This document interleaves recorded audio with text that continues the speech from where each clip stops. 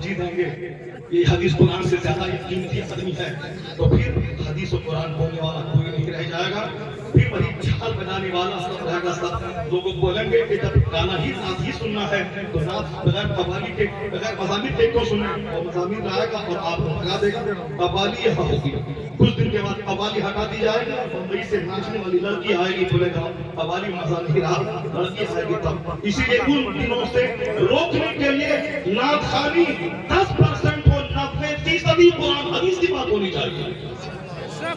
اور تم سے بھی میں کہتا ہوں کہ صرف نعت سن کے اگر تم بھاگ گیا تو پھر تو ایک کافر تمہیں ماریں گے، کاٹیں گے، نوچیں گے، تمہاری لاشوں کو گرائیں گے۔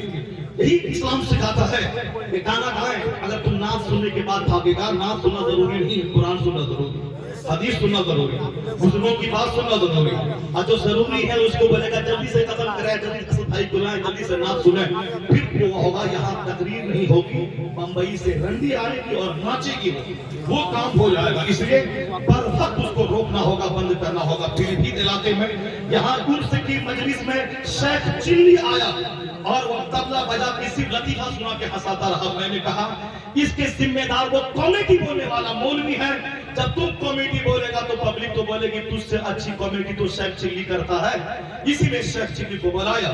جب تم قرآن حدیث بولے گا تو شیخ چلی نہیں آئیں گے، قوال نہیں آئیں گے، پبلک بھی سنے گی۔ جو ضروری ہے اس کو ضروری سمجھیے، جو غلط ہے اس کو غلط سمجھیے۔